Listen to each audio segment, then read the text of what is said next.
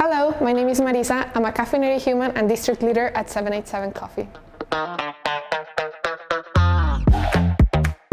Coquito is a traditional Puerto Rican holiday drink that is similar to eggnog, but with a unique twist. How to make a Coquito Latte at home.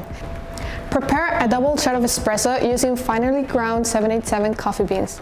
In a blender, mix together a quarter cup of Coquito, a mixture of coconut milk, condensed milk, vanilla, cinnamon, and rum, half a cup of milk, and a tablespoon of sugar until smooth. Pour the mixture into a saucepan and heat over medium heat until hot.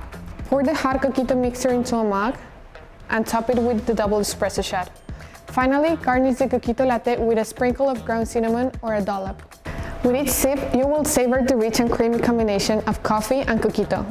Stay caffeinated and keep watching our Coffee Drinks Explained guide, courtesy of 787 Coffee. A from farm to cup coffee experience, sustainable growing process, roasted to perfection and brewed with passion and love.